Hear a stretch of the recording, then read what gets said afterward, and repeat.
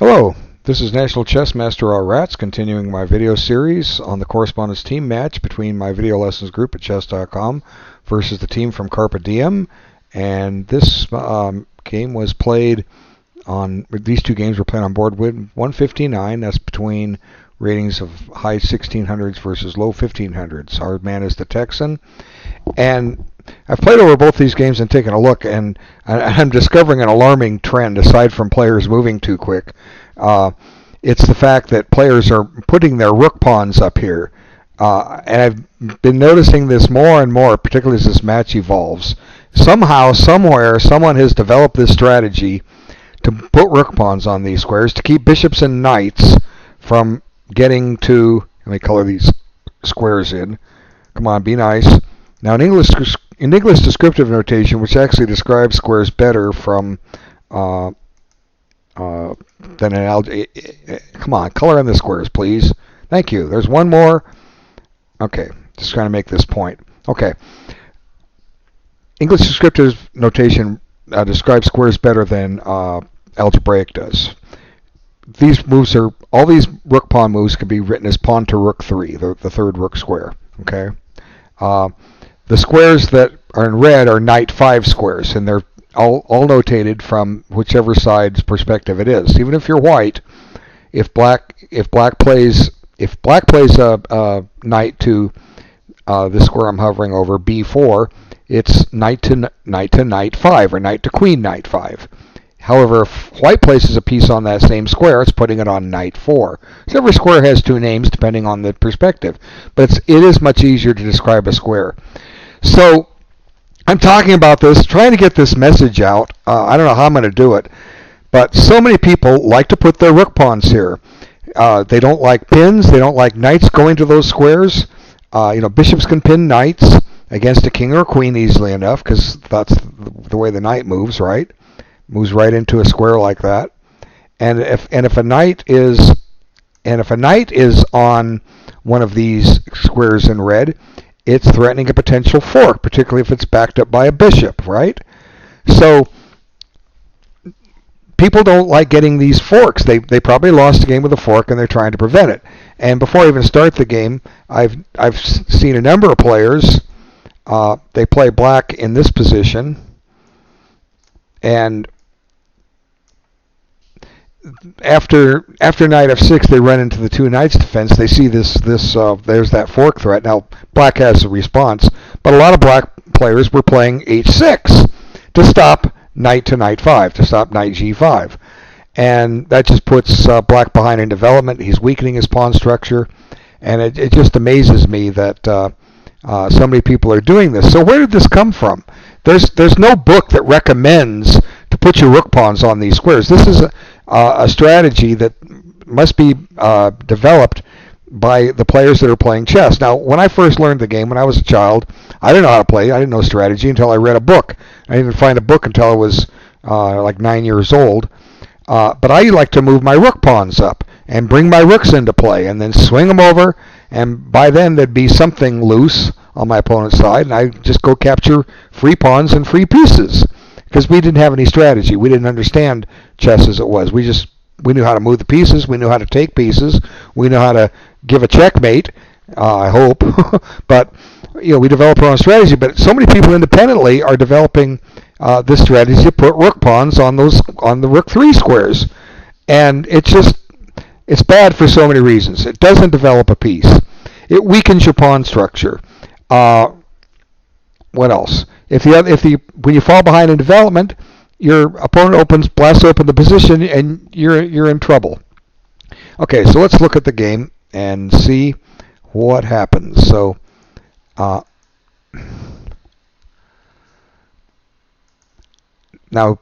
black plays the Russian game or the Petrov defense, and if white did a little research, you'd find that white can get a decent game with knight takes e5. The game will stay even, of course. But if you look up the opening in the books and the databases, you're going to find the right lines to play. Now, I'm really believing in the internet age, people aren't reading chess books like they used to, because the books will tell you not to move those rook pawns. Also, they're not playing they're not playing book lines. They're kind of inventing their own lines. They're not using the tools that are available to them. And that's where the strategy of pushing up the rook pawns comes in. But white plays a very passive move. Now, it's a solid move, but it's not really a great move. First thing it does is it shuts this bishop in. This bishop doesn't have scope. It could be developed to c4 and have plenty of activity. Black just continues his development, and both sides develop. And now here, Black's even guilty of moving his rook pawn up, but it comes with reason. Black plays h6. Now in this case, because this bishop on c5 is outside this pawn, should Black play castle, there can come bishop here, and I'll just waste a move, and I'll just show you what white is threatening. White's going to force a doubling of the black pawns. So you don't want this. So I'll forgive h6 in this case because it keeps the bishop out. But this is one of those positions where it could be necessary. But alternatively, black can do well with this move. Go ahead and allow this. Okay. Now castle. Let the fork come. Now you can eliminate this piece, and black's doing okay. And you don't have the double pawns. You've got a new square to bring the knight to, maybe, or maybe the knight could even come back to b8, and it'll get back in play by way of d7. I mean, this is just another alternative. All this requires you to give up the bishop pair, but it does get your pieces out a little quicker than stopping to play h6 does. But these rook pawn moves they're just plain out bad. Okay. Now here's white doing it, returning the favor that black gave by wasting a tempo with h6. Although maybe black's not wasting it. What kind of threat? I'm really going to focus this video on this because I'm trying to get this message out to share it. What kind of threat does white or black have if he puts a bishop there? What? He doesn't. There is no threat whatsoever that black will have if he puts a bishop there. There's no threat whatsoever that black will have should he put a knight there. Okay? None. There's no point to playing h3. But I guess people get in the habit of doing it, and you'll get away with it against players you're rating and lower, but when you play somebody better, they're going to clean you up. Okay? So white plays h3. And now watch white's next move. a3. What on earth for? I mean, what is the purpose of this move? You can see why I'm so critical and why I'm making such a big stink about it in this video. That's the topic of this video, is the rook pawn moves. What was black doing? What was black trying to do on b4? Nothing. Is there a pin? If the bishop's already developed, why would he want to put it on b4? Okay, it's on a good diagonal right now. And even if it goes there, what's the threatening to do? Double pawns? Okay, so what? You wasted time doing it, giving white time to develop more pieces. Okay? Is the knight going to do any kind of a fork there? I don't think so. Okay? And lo and behold, suddenly black does the same thing too. But here we can kind of forgive black here because he is providing a square for his bishop in case it gets chased. So we're going to for black's moves have strategy in mind, even though black moved his rook pawns too. White's make absolutely no sense, and I'm sorry to pick on you, Mihaly52, but your moves are not good. Okay, you'll do so much better with your chess if you just develop pieces instead. It's like you're running a race with somebody, say you 100 meters, and you give them a 20-meter head start, or you put your starting block 20 meters back. That's the handicap you're giving. Okay, when you're giving up moves, free moves to your opponent. Okay, so now the bishop tucks back, and now the knight goes back where it came, and they just exchange some pieces here. Not much is going on here. The game is very level, very tame. But now white starts to misplace his pieces. What's this knight going to do over there? Where does it go next? Whenever I move a knight, and knights are a wonderful piece, you always want to plan where it's going to go next. Okay? Well, let's see. You can go to c1, then where? Oh, well, you got to have to move that bishop out of the way. Okay, so maybe a2 isn't that great. If it can go here, yeah, maybe we can go here, then back here, then here, and then here. How many moves does that take to get to f3? Well, it took 1, 2, 3, 4, 5. I have a quicker way to f3. Let's go back here. 1, 2, 3. Save 2 moves. Okay, knight a2, not a good move. Maybe that was the purpose of playing a3, so you could stick the knight there. I mean, I've seen in the other games somebody played h3 and put the knight on h2, and it did him no good. Anyway, c5. Let's kind of run through the moves here, and the game is basically balanced. Nothing is really happening. White did have a threat of e5 that black saw when he moved his rook over. I didn't mention that, but now White is going to step into a pin here by his own making. He blunders with knight c1. Now he's trying to get that knight in play. Okay, he did clear e2 so the knight can get redeployed, but in doing so, he's shut down the line of communication between his queen and his rook. So black happily takes this pawn, and White can't take back with his b pawn. So he must take with his d pawn, and then he loses his pawn on e4. So White has just given up a pawn. That was the price of the folly of moving the knight over to a2. And both sides, I think, are quite guilty of moving too quick. This game's been over for several days, and it goes 61 moves. It started June 21st. Okay, it's not, they're playing several moves a day. Another weakness. Now here's where the drawback with moves like h3 come in. Now g3 is wide open, and black happily plunks his knight there. Had the pawn been on h2, black could not put his knight on g3. Okay, you move your rook pawns, you're weakening your knight 3 squares, or knight 6 from black's point of view. And black has all kinds of good continuations at his disposal, but he kind of, again, moved too quick. Now the natural move is to double rooks, but black does an oops, again, probably from moving too quick, and now suddenly he finds his king and his rook are forked. Now it'd be great if this pawn was on h4, because then he would have a very clever little mate here, but it's not there, so black must throw some material away. Now the game is pretty much even. But White finds a way to, oops, went too far, hit the wrong button. Let's see, go here. White finds a way to let black back in. Now White's creating weaknesses on, now his b pawn is weak, and his queenside pawns are stuck. And black starts bringing his center up. And now what's the rook going to b1 for?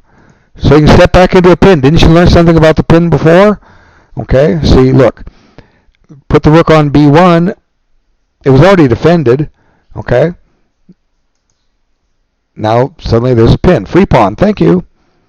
Okay, now back to e3. And at some point, White should be thinking about giving the exchange back, but black will be for choice. And White starts bringing his king up. Here he gives back the exchange. But the black king is active, and the rest is pretty routine here. White can't afford to take that pawn on h5 and get his king off to the side of the board. He's liable to get mated. But the black king is becoming active now. Now this provides a direct inroad for the king to start coming over. But he has another way. Let's check him again. Now he comes this way, and now the rook comes into play. And which pawn would you take? Well, I think it's better to take the b pawn, because then you get the f pawn with the king, and suddenly White's king's in trouble. Black's getting all kinds of mating threats, threat of mate on the move. And now the black king is so active, White's game is falling apart like a house of cards. So now it's just a matter of getting the pawns running and using the king. And now the king just heads over and collects the a pawn, and the white king is stuck out of the fight. And it's just a matter of time before White queens a pawn. And that's pretty much going to happen here. I'll just kind of run through the moves quick. And now basically black forces a checkmate. There's nothing white can do, and white resigned. Okay, so let's reset it, bring up the next game, reverse the colors. Now this is what they call the Marshall defense for the Queen's Gambit, and the best move for white is to take on d5, and don't play e4 right away. Play knight f3 first. But instead they transpose into the main line Queen's Gambit, and Queen's Gambit decline. Now black can do well with the semi-Tarrasch line, but he chooses to go into the accepted variation, and bishop f4, kind of a London system type. Normal is bishop g5. And here's the rook pawn move, but I'm going to forgive it in this case because it's often a move that black plays in the Queen's Gambit accepted. I'll explain here in a moment. Now it would be bad to try to hold on to this pawn. White just breaks the black position open, and black just gets in trouble. Okay, so now bishop e7. And here it's thematic to do what black is doing. But what black needs to follow up with is c5. In effect, you kind of reach the same, black does the same thing white did. And you end up with the C and the D files open, and the game is very level, and black has a lot of free development. Okay, so let's move forward. Now black spends a tempo. He moves have already developed piece. What was the point of this? I don't quite understand. You've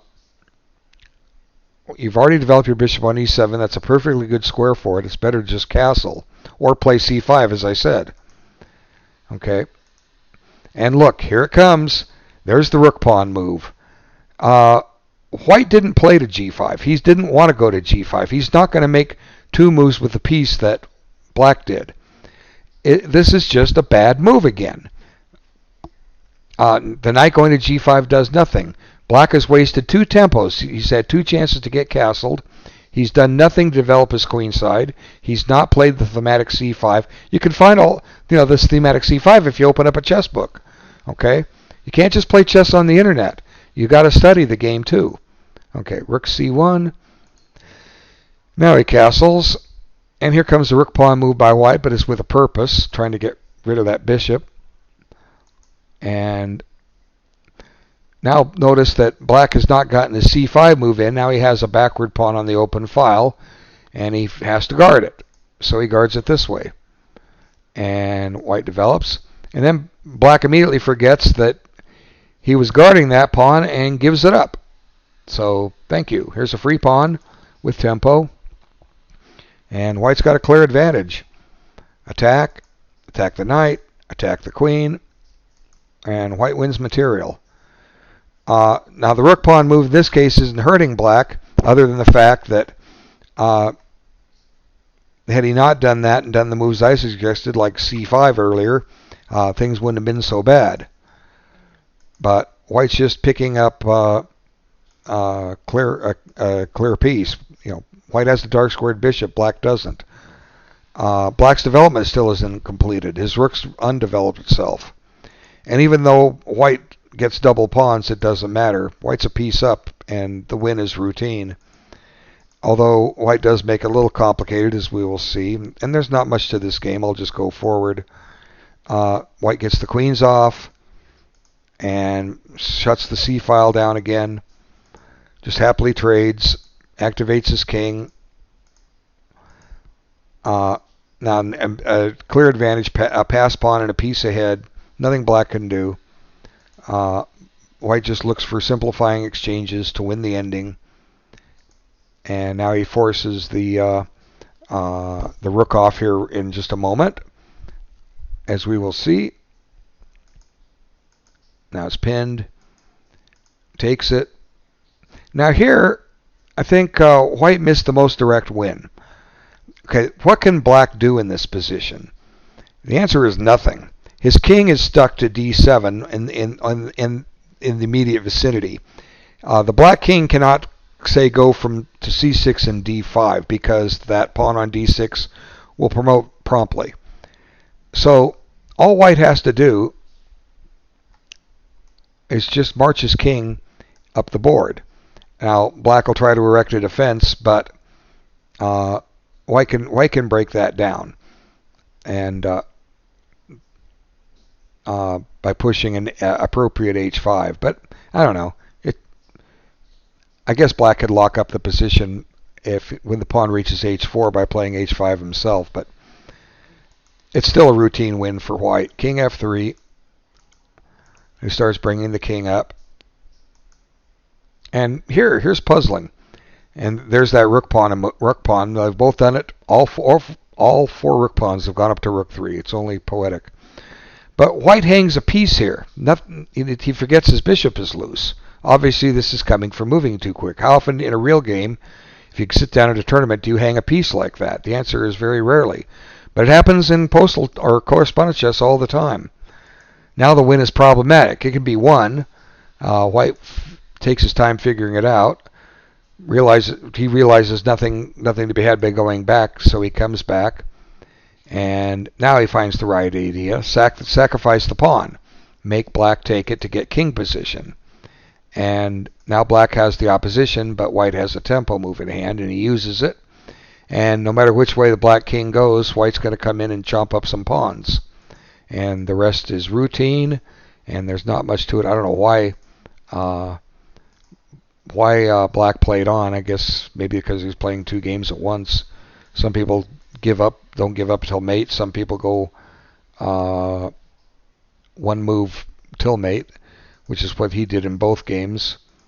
And there's really nothing happening here. It's all routine. Now white finally gets his act together and sets up a mate that black cannot avoid.